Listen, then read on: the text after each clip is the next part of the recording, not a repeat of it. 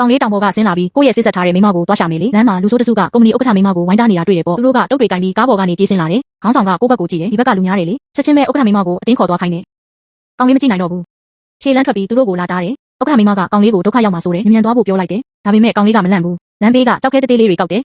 လက်ကိုမြှောက်လိုက်တာနဲ့ကြောက်ခဲတွေပြန်ထွက်သွားတယ်တခဏချင်းမှလူတွေကိုလဲကျသွားစေတယ်ဒါကဥက္ကဋ္ဌမိမကိုအံ့ဩသွားစေတယ်ဒါပေမဲ့လူဆိုးကောင်းဆောင်ကဒီလောက်နဲ့မရက်ဘူးနောက်တစ်စက္ကန့်မှာဘာဖြစ်မလဲဆိုတာဒီလူဆိုးတွေကကောင်လေးကိုမနိုင်မှန်းတည်သွားတယ်တယောက်ချင်းစီကြောက်လန့်ပြီးစီးသွားလို့ပြေးတယ်ချက်စရာကောင်းအောင်ထွက်ပြေးသွားတယ်မိမကိုကဲတင်ပြီးတဲ့နောက်ကောင်လေးကိုကျေးဇူးတင်စကားပြောတယ်သူလည်းတောင်မြို့ကိုသွားမှန်းသိရတယ်အတူတူကားစီးသွားဖို့ဖိတ်ခေါ်တယ်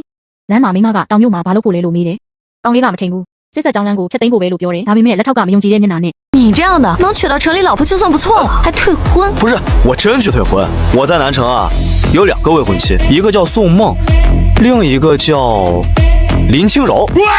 မူလကကောင်လေးကဆရာကြီးကြီးတပည့်နောက်ဆုံးဖြစ်တယ်အဲ့ဒီတုန်းကဆရာကြီးကမိသားစုကြီးတွေကိုအခမဲ့ကုသပေးတယ်မိသားစုကြီးတွေကကျေးဇူးဆက်ဖို့စစ်ဆက်ကြောင်းလမ်းတွေလုပ်ပေးတယ်စုစုပေါင်းစစ်ဆက်ကြောင်းလမ်းစာ8ဆောင်ပေးတယ်အားလုံးကိုသူ့ဆရာစီမှာထားခဲ့တယ်သူ့ကိုတောင်ပေါ်ကဆင်းပြီးစစ်ဆက်ကြောင်းလမ်း8ခုကိုဖြည့်ရှင်းဖို့ပြောတယ်ဒါပေမဲ့သူ့စိတ်ထဲမှာတူမလေးကိုပဲတတိယပြီးတောင်ပေါ်ကဆင်းချင်ဘူးဆရာကသူ့ကိုပြောတယ်စစ်ဆက်ကြောင်းလမ်းစာထဲမှာသူ့ရဲ့ဇာတိအကြောင်းဖြို့ဝက်ချက်ရှိတယ်ယူသွားရင်အမှန်တရားကိုရှာတွေ့နိုင်မယ်ကောင်လေးကစစ်ဆက်ကြောင်းလမ်းစာတွေကိုယူပြီးတောင်ပေါ်ကဆင်းကဖျက်သိမ်းဖို့ပြင်ဆင်တယ်မိမကကောင်လေးရဲ့နာမည်ကိုသိသွားတယ်အဲ့ဒီတုန်းကသူ့အဖေကသူ့အတွက်စာချုပ်ချုပ်ပေးထားတာကိုတတိယလိုက်တယ်လေအဲ့ဒီတုန်းကသူလုံးဝမလိုချင်ဘူးတစ်ခါမှမတွေ့ဘူးတဲ့လူကိုလက်ထပ်ဖို့လုံးဝမစဉ်းစားဘူးလားပဲအခုတော့ကောင်လေးရဲ့စိတ်နေသဘောထားကိုစမ်းကြည့်ဖို့ခွင့်ကောင်းမယ်ပေါ့အားရမယ့်နေရာကိုရောက်တဲ့အခါမိမကကောင်လေးကိုကက်ကက်နဲ့နာမည်ကက်ကက်ပေးလိုက်တယ်သူ့မှာကိုရင်တယောက်လိုနေတယ်လို့ပြောတယ်စိတ်ဝင်စားရင်ဖုန်းဆက်လို့ရတယ်လေကောင်လေးကလက်ခံပြီးကက်ကိုတင်လိုက်တယ်ပြီးတော့ပထမဆုံးစာချုပ်ဖြတ်ဖို့လူကိုတွားရှာတယ်စုံမိသားစုရဲ့အကြီးဆုံးသမီးလေးကောင်လေးစာချုပ်ဖြတ်ဖို့လာတယ်ဆိုတာကြတော့ချက်ချင်းပဲသဘောတူလိုက်တယ်သူမကလက်ထပ်ဖို့မရည်ရွယ်ထားဘူးကိုကောင်လေးလည်းပထမဆုံးစာချုပ်ကဒီလောက်လွယ်လွယ်နဲ့ဖြတ်ရမယ်လို့မထင်ဘူးလေဒါပေမဲ့သူမစာချုပ်စာတမ်းကိုထုတ်ခိုင်းတဲ့အခါမင်းကလေးရဲ့အတော်ကရုတ်တရက်ပေါ်လာတယ်ကြဲကြဲလောင်လောင်လုံးဝသဘောမတူဘူးလို့ပြောတယ်သူကကောင်လေးကိုဇန်းဆရာဝန်ကြီးရဲ့တပည့်လို့ချက်ချင်းမှတ်မိတယ်ချက်ချင်းပဲပြောတယ်အဲ့ဒီတုန်းကဇန်းဆရာဝန်ကြီးကမင်းကလေးရဲ့အဖိုးကိုကဲခဲ့တာလေစုံမိသားစုကစကားမတီလို့မဖြစ်ဘူးဒီလက်ထပ်ပွဲကိုဖြစ်မြောက်အောင်လုပ်ရမယ်မတက်နိုင်ဘူးလေမင်းကလေးကတငယ်ချင်းကိုအကူအညီတောင်းဖို့ဖုန်းဆက်ရတယ်တငယ်ချင်းကသူ့အတွက်နီလန်းဆိုးတစ်ခုစဉ်းစားပေးတယ်နောက်တော့မင်းကလေးကကောင်လေးကိုဘားစီခေါ်သွားတယ်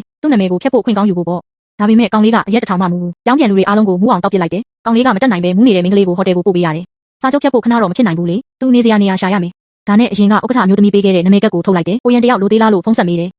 喂，林总，你们那儿还缺保镖吗？你在哪？我来接你。နောက်နေ့မှာကောင်လေးတရားဝင်အလုပ်ဆောင်ဝင်တယ်မထင်ထားဘူးအရင်ကလူဆိုးတွေဂိုင်းကောင်းဆောင်လန်ရဲနဲ့အတူပြန်လာပြီးရှုပ်ထွေးတယ်老爷，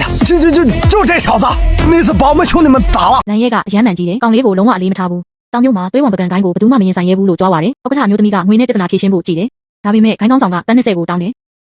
သူသဘောတူဖို့ပြင်နေတော့မှာပဲကောင်လေးကထွက်လာပြီးပြောတယ်တပြားမှမပေးရဘူးလေကိုရင်တယောက်လို့ထင်တယ်အလုပ်ရှင်ကိုလိန်လေခံရတာမကြည့်နိုင်ဘူးတဲ့မျိုးသမီးတစ်ထေးကသူ blood wolf ဂိုင်းကိုဖြေရှင်းနိုင်မယ်လို့မယုံဘူးခေါင်းဆောင်ကသူ့ကိုမလုံးနဲ့လို့ပြောတယ်ဒါပေမဲ့ကောင်လေးကအရန်ယုံကြည်တယ်ဂိုင်းကောင်းဆောင်ကိုရွေးချယ်စရာ2ခုပေးတယ်လူတွေကိုခေါ်ပြီးကိုဘာသာထွက်သွားလိုက်ဒါမှမဟုတ်သူ့ကိုရိုက်ထုတ်ခံရမယ် wolf ကောင်ကြီးချက်ချင်းဒေါသဖြစ်သွားတယ်ချက်ချင်းလက်ဝဲချန်ပီယံကိုကောင်လေးကိုလှဲချခိုင်းတယ်စကားပြီးတာနဲ့လက်ဝဲချန်ပီယံကလက်တီးတစ်လုံးပြင်းပြင်းထန်ထန်ထိုးလိုက်တယ်ဒီလက်တီးကအားရမ်းပါတယ်မျိုးသမီးတစ်ထေးကကောင်လေးဒီတစ်ခါမလုပ်ဘူးလို့ထင်တယ်ဒါပေမဲ့ရလက်က我的手！ wolf ကလက်ဝဲချန်ပီယံကရပောင်းများစွာပြန်ပွဲဝင်ထားတယ်အခြေအနေမကောင်းဘူးပေါ့စားတယ်ဒါကြောင့်ကောင်လေးကိုရှုံးတာလို့ပြောတယ်ကောင်လေးကစကားများချင်ဘူးဓာတ်ရိုက်ကြံတဲ့သူတွေကိုအတူတူလာခိုင်းတယ်မျိုးသမီးတစ်ထေးကကြောက်ပြီးကောင်လေးကိုသတိပေးတယ် wolf ကောင်ကြီးကဂုရုအဆင့်ကချေတီတယောက်နော် wolf ကောင်ကြီးကြတော့ပုံမှန်တက်လာတယ်ညနေပြန်ရဖို့ချက်ချင်းလူတွေကိုသူတို့ကိုဖမ်းခိုင်းတယ်မထင်မှတ်ပဲနောက်တစ်စက္ကန့်မှာ好快！